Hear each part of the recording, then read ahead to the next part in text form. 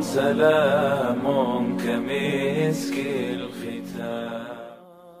به نام خداوند بخشنده و مهربان. پیامبر اکرم صلی الله علیه و سلم فرمودند: همیشه جبرائیل مرا در مورد همسایه توصیه می نمود تا اینکه گمان کردم شاید همسایه را میراثبر همسایه قرار دهد. روایت بخاری.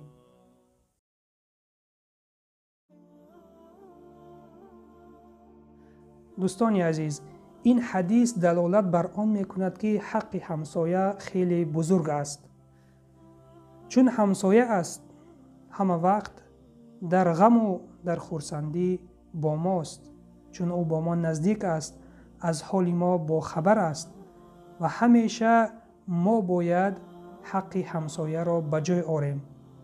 از جمله معامله خوب با آن داشتن، در حالتهای غم با او بودن و او را تسکین دادن و در حالتهای شادی، در حالتهای توی و عیدها او را مبارکباد گفتن و در وقت بیماری عیادتش رفتن و به او ضرر نرسانیدن.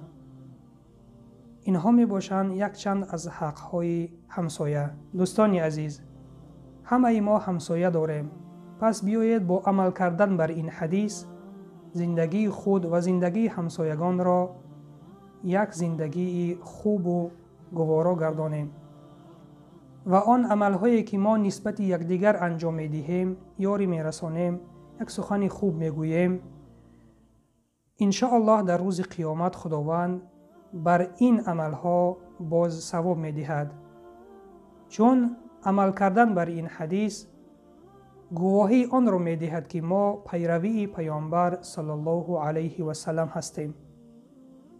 و سلام بر آن شخصانی که راه هدایت را پیش گرفتند.